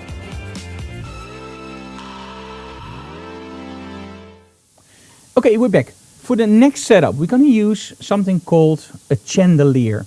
Now, a chandelier you can get really, really cheap on eBay, Marktplaats, or Craigslist or whatever.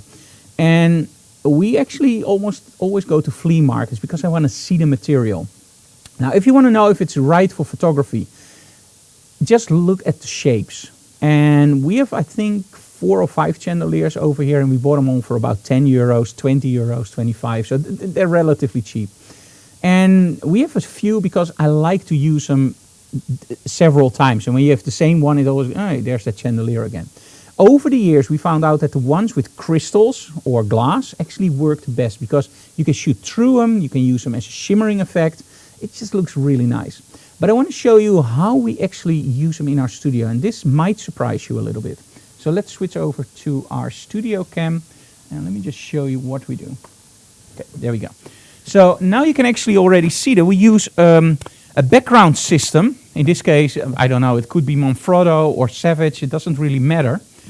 And on the background system, we use a hook that you normally use for, well, anything that has to do with safety. So when you go mountain climbing or whatever, you use those hooks. And that's actually how it now hangs. And it's, seeing my luck today, I don't want to test it, but it's pretty secure.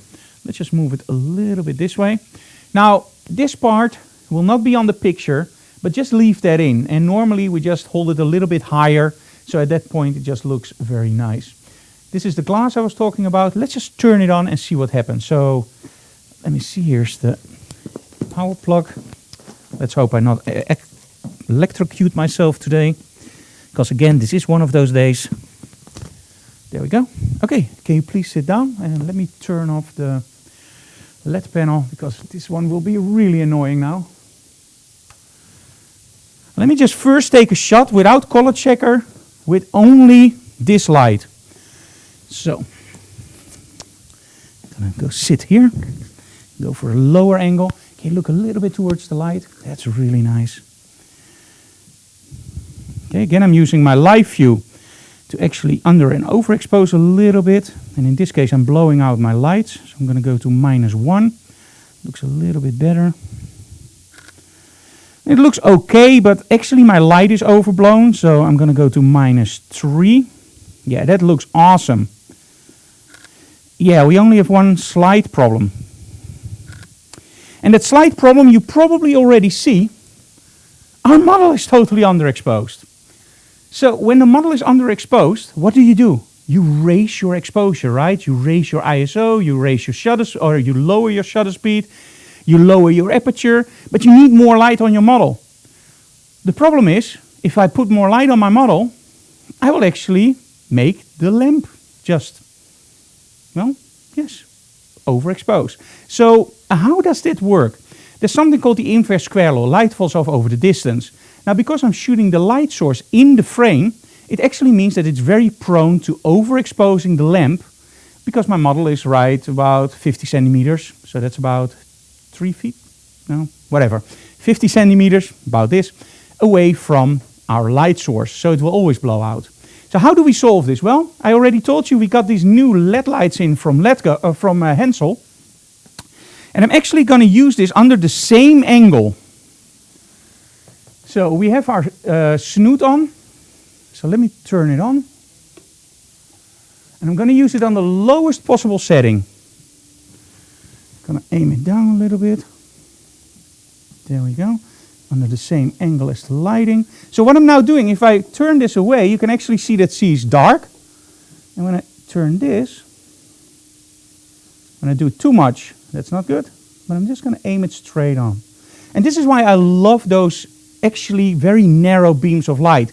Because if you use a big softbox for this, you also infect that area. So now look very closely to our model.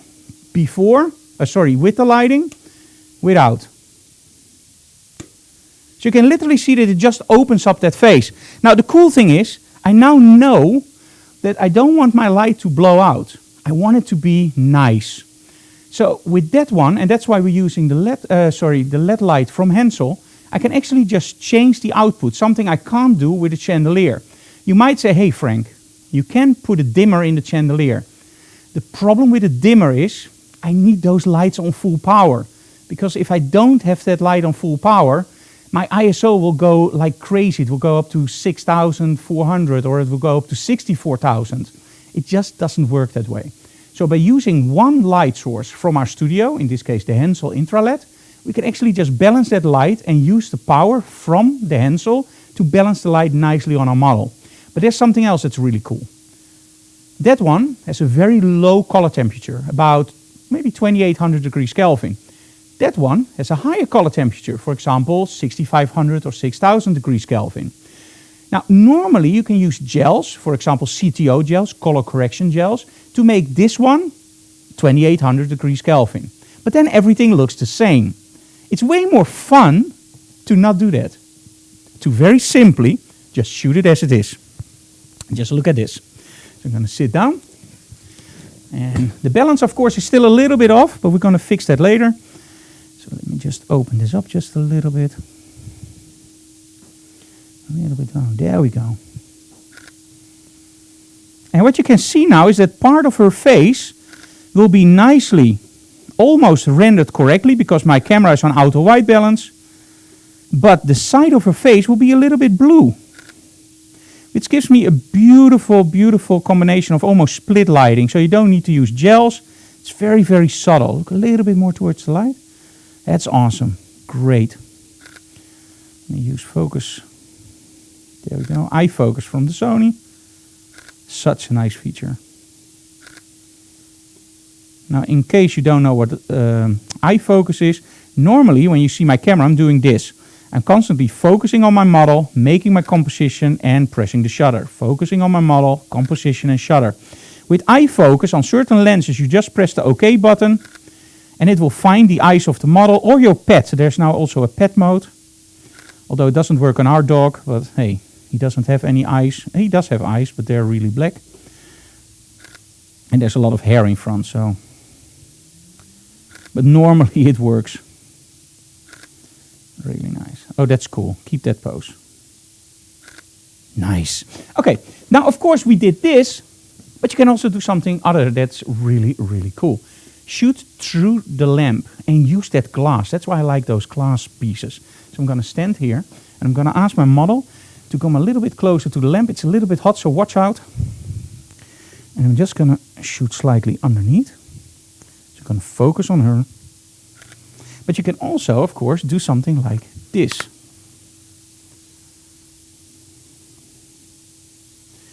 And just shoot through one of these.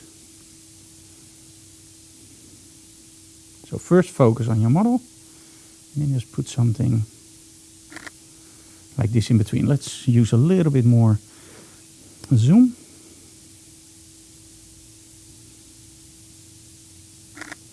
That's nice. Maybe just overexpose a little bit more towards 0. Let me see if we have something that's even better. Turning it around.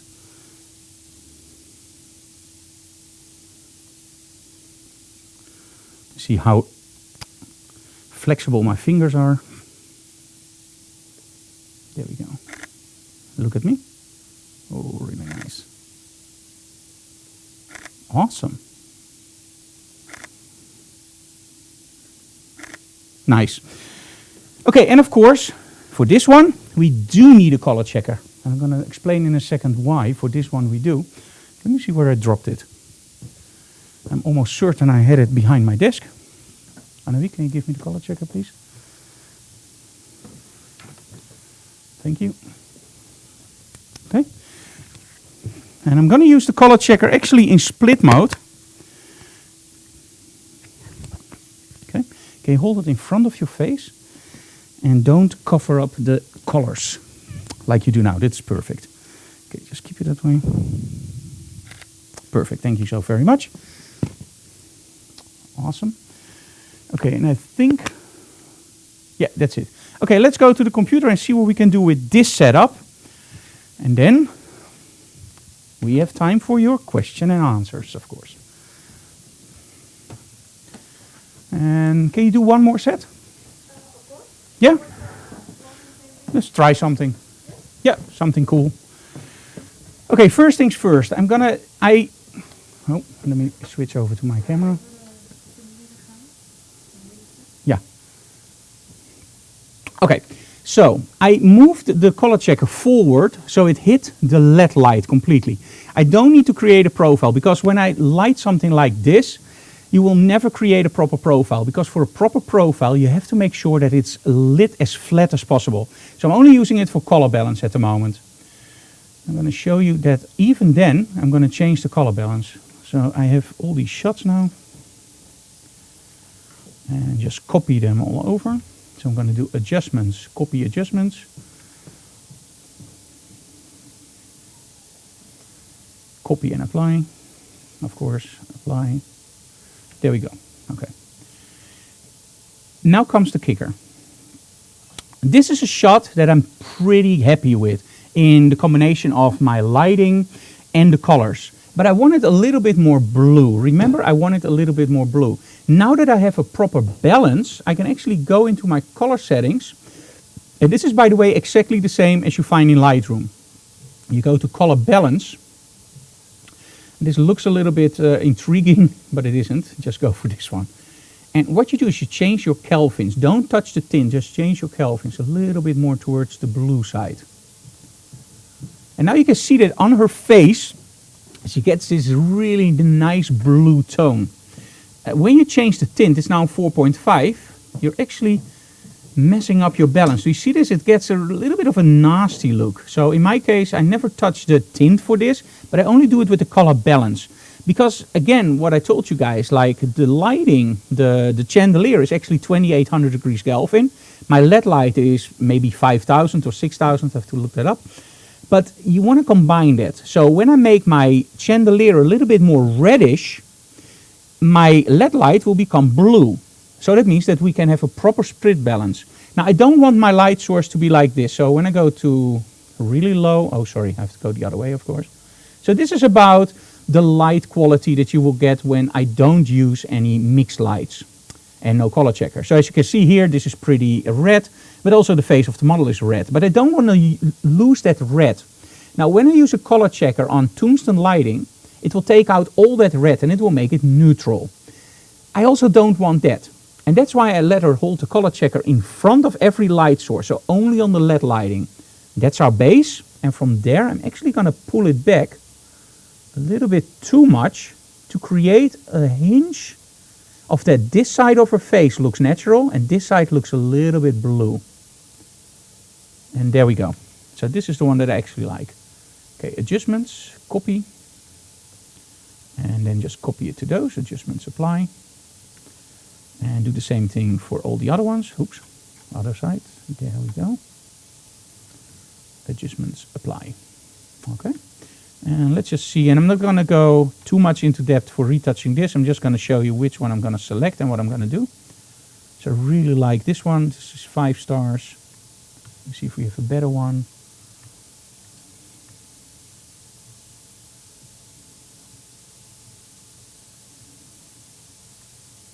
Ooh, this one is also nice. Oh, this one is also nice. Ooh, too many choices. Trust me, it's very hard doing a live stream and holding my camera and trying to figure out where all the lighting goes. So bear with me. These are not perfect shots. It's educational, guys. Okay, so let's see which one I like most. I think actually this one. Or very, very hard. This one I like the least. Oh, we're going to do them both. Okay, now don't worry, we're not going to do them both live. Let me just raise the exposure just a little bit. I'm now only looking at the face. Okay, I like the face. And now pull the highlights back for the chandelier. There we go. Add a little bit of contrast. And just raise the shadows just a little bit to get back what we lost. Now I'm going to change the highlights just a little bit. Because it has to look natural. There we go. Love it. And then copy that to the other one. Adjustments, copy and apply. Okay, this is my base. And now when you want to go into Photoshop, you have your base. And now you can actually just do your skin work, do the backdrop retouching, and just fix everything that you need fixing in Photoshop. And then you're done. And all the images will look the same. So in your raw converter, you do your pre-edits. And I always give a little bit more shadow detail in the raw converter because I know I'm often using filters that will clip the blacks just a little bit. So going into Photoshop with a little bit more shadow detail will mean for me that I end up with the image that I like. But if I go into Photoshop with exactly the shadow detail that I want, I will actually end up with a shot that lacks that shadow detail. But this is more like I have a certain look in my mind. I know which filter goes into that look, and I know which filter will crop that black light. Will block my black. Will block my blacks up. You know what I mean. Okay, now this final one. There was a question. Oh, one moment, Annemiek. There's a question. Let me just do this one a little bit more flat. How about this? I really love this. Add a little bit of contrast. And then the only thing I have to do in Photoshop is actually just do the skin. And in this case, I like the color. And this is where you see that we go wrong.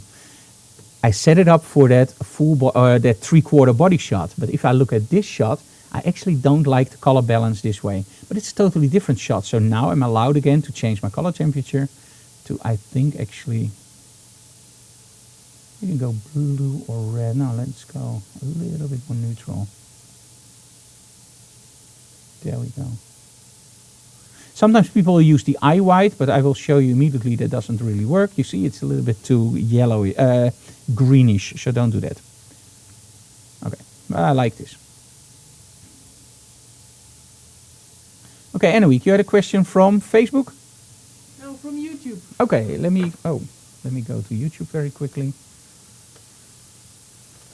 Where do you see a question on YouTube? I only see where buy that let go. Yeah. And I already answered that one an hour ago. You can also buy B&H. Oh yeah, B&H also has let go. Amazon I think has let go, and your local camera store should have let go, so that's no problem at all. You ready again? Okay, let me think about what we can do. I know what we're gonna do. Yeah, take the chair away and the Hansel. So, now you saw expensive, the LED panels from Let Go, of course, for video. Then you have the Hansel Intra LEDs, which you actually saw in action, where you can mount all your normal modifiers on for your studio strobes. You actually saw a ring light, which isn't that expensive. You saw the ice light, which is expensive. You saw the Lume Cube, which is very inexpensive. And you saw the chandeliers, which are really, really, well, really cheap. Can we do something that's even cheaper? You might wonder, hey, Frank is Dutch, he always has something that's cheaper. Yes, we do. Annelie, did you already took that thing? Yes, it's ready. It's ready? Okay, turn it on. Because, ladies and gentlemen, boys and girls, it can always be cheaper. You can shoot with the lights off, of course, but that's not interesting. Or you can use something that's a little bit hard to come by nowadays, but if you still can buy them, make sure you buy the highest possible output. In this case, 100 watts. This is also why our model will be using sunglasses again. Isn't that absolutely awesome? Okay, let me switch over to the studio and let me show you guys what we're going to use. This one will crack you up. Let me switch over to camera 2. There we go. And you can already see it on the bottom. We are going to use, ladies and gentlemen, boys and girls, the most cheap light that you can buy in any form or state. And it's called a simple tungsten light bulb. There's also one thing that I tell you guys right away. Where's my camera? That one? Yeah. Okay, there's also one thing that you have to realize. I saw it lying on the floor, and actually the light bulbs was lying on the power cable. Be very, very careful. These things get really, really hot. It will burn through your cable in 20 seconds. So, and then you have a power outage, and you don't want that. It's a short circuit. Also, don't hold it like this for your model. Gets very, very hot. So, can you please hold it? It's a LED light. This is not a LED light. No? No. Is it Trust me, this is not a LED light. the other one? You can buy them in LED lights, but somehow I just like the tungsten a little bit more. Oh, I'm so bad for nature. But hey, I drive an electric car, so I'm allowed. Okay, so I want to explain to you guys the inverse square law in practice. This is, of course, a ridiculous light source, right? You agree? Okay, let me see. So, ridiculous light source, image 1. Great. Let me zoom out just a little bit because I love her outfit. Now, I always tell you guys, get the strobe off camera, but that doesn't, of course, go for a LED bulbs or a light bulbs or whatever. I'm actually shooting this now on camera. As you can see, it doesn't look bad, but by no way it looks cool. It actually looks a little bit, yeah, what does it look like? I think when you have to define it, a larger reflector, maybe it's not really a beauty disc kind of look, but let's say an open reflector, a little bit less harsh. So probably a beauty disc without deflector. Let me put it that way, beauty disc without reflector. Not a bad quality of light. But the inverse square law dictates that light falls off over the distance. So that means if I move this light really, really close to the model, I should get something that's way more interesting. So let me try that. I'm going to move it really to the side of my model.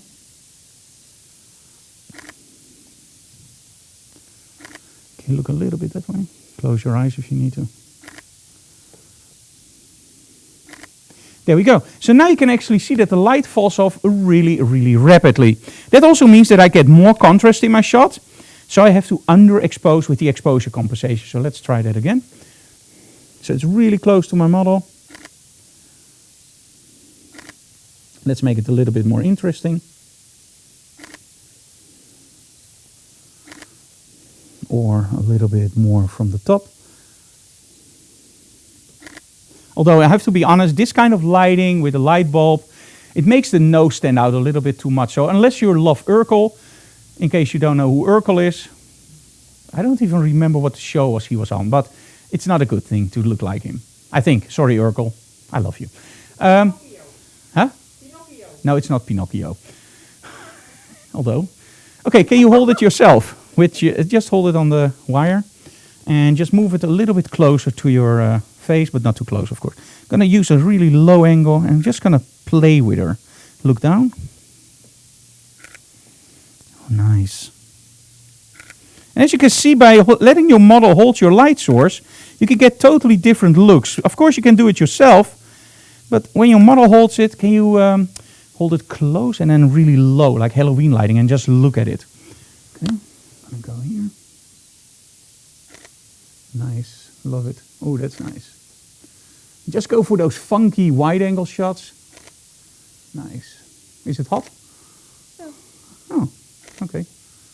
You're a trooper. Okay, maybe from here. Nice. Okay, and one final one. Let me hold this myself again. And then just look all the way up. Close your eyes if you want. All the way up to the ceiling. Okay. Okay, for the final shot I'm going to use Jeremy. And just hold it on top. Make sure you just throw it over your shoulder. There we go. And just hold it really on top. Like here. Don't, her hairs, don't. Don't worry. I'm just kidding with you. Okay, you look up like you, yes, there we go.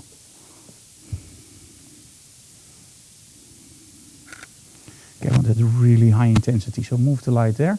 No, you keep looking like this. Move the light, move the light, move the light. There we go, a little bit back. There we go. Awesome. And now move the light towards me. Okay guys, now if we move the light, you can see that there's a huge difference in light quality. And this is what I wanted to show you guys. So even with a little light source like this, what we call peertje, you get these beautiful shots. Nice, can you look all the way down? But as soon as he starts looking all the way down, you get this really dark look. Look that way. But you can maximize that by just lifting your chin up just a little bit. There we go. Awesome. Thank you so very much. Turn the light off and let's see what we can do in Photoshop.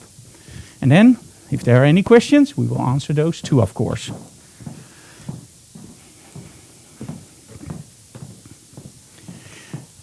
Okay, let's switch over to me. Okay, so as you can see, it's an incredibly simple light source, but it works. Now, again, I didn't use a color checker for this one. That's actually bad, because I don't know the color temperature for this one. Okay, turn it on again, please. Let me show very quickly desktop. And let me just go for which camera should we use? Camera 3. Okay, we need a color checker. As you will, if you want. And if you don't want, you have to anyway. Okay, just hold the color checker, please. And this is why you have to do it during the shoot and make a habit of it. Lift deze kant op. Yeah, perfect. Cool. Because now I can still do it again, but if my model would have gone home, I would have had a serious problem.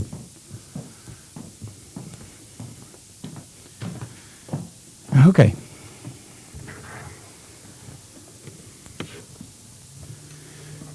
Okay, let's first reset my adjustments. And just make a proper color balance. There we go.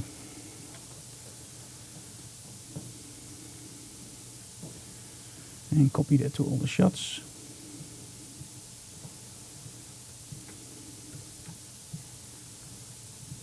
Copy and apply. Okay, so now the only thing I have to do is find the images that I like. It's like routine work. Now you might wonder why I don't choose any of these images, and this is something I had to be aware of during the photo shoot, so this is my fault. I do like this one, so I got one that's nice. But starting from here, she has this hand here. And I don't like that hand. And see, in all the images, she has the same hand. Now, of course, you can't change hands, but the pose of the hand would be nicer if it was be different. So that means that that whole series, although they're really great shots, I don't like that hand, so I can't use those images. So make sure, there are a lot of photographers that don't talk to their model, that will just go like, yeah, nice, cool. And they're a little bit afraid of that model. They don't bite, but make sure that you tell your model what you want. Again, this is a live stream, so there's a lot of excuses why stuff goes wrong, or why I don't take notice of those hands, but in essence, there's a lot I have to think about. But this is something during a normal shoot that would never happen with me. I would always tell, okay, I don't like that hand, take it out, or do it differently. Okay, I love these shots. Actually, I also like this. It's a little bit funky. Okay, let me see. I like this one. Now, from a higher angle, I love this kind of shots. It's a little bit more offbeat, a little bit more funky, and I always like that. I don't like the standard shots, to be honest. Reminds me of Bohemian Rhapsody. Like this one. Oh, this one is even better. Look at the expression. It's just a small difference, but for me that makes all the difference. Okay. Okay, so which one did I select?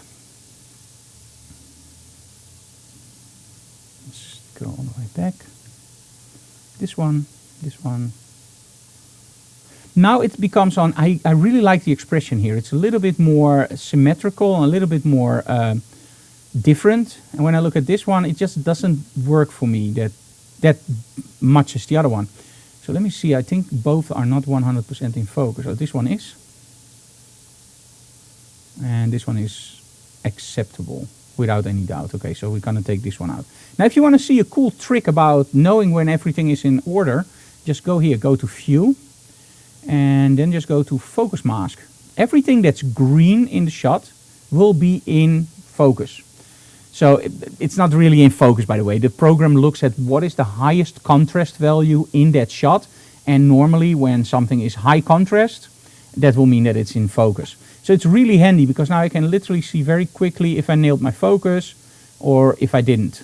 And sometimes it's a little bit tricky to see, like for example here it's on the mouth, but the eyes are also sharp. But because there's so much contrast difference because of the lens flare, it will actually mess up the focus mask. But if I don't use any lens flares like here, it's a really handy tool because now you don't have to zoom in on all the images and just look. You can literally just see it very quickly, like, okay, are the eyes in focus? In this case, yes. See?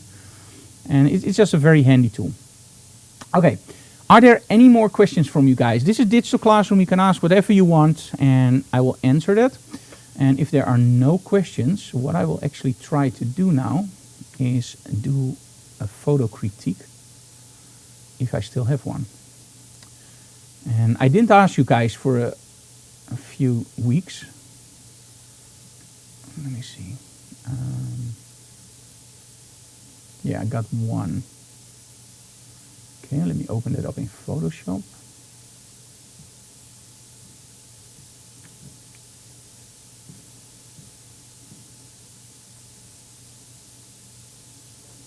Okay. I don't know if I already did this one. I actually think I did and I forgot to delete it. But anyway, let me do it again in case you didn't see that episode, which is quite possible, of course. So the first thing, composition and borders.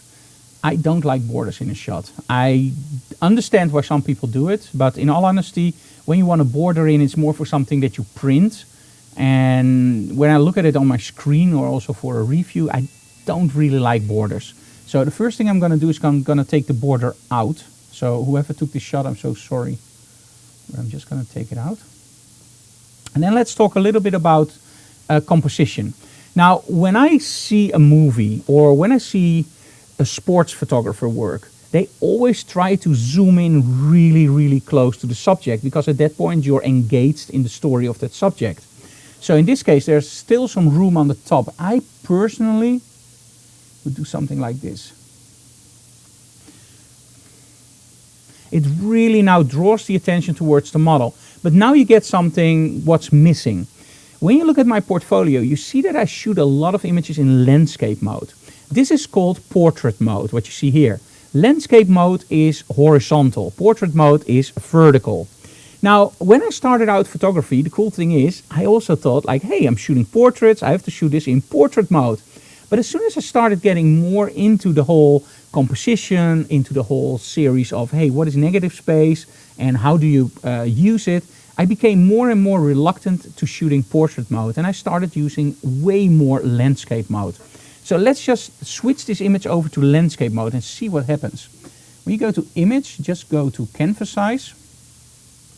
The cool thing is, if I did this image already, you will probably see that I do exactly the same thing, with slight differences, by the way.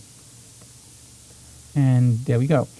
Now you get a way more engaging image, and it just breathes. It's just way better. Now, if I had the raw file, there was one thing I would love to get back, and that's some detail here. Let me see.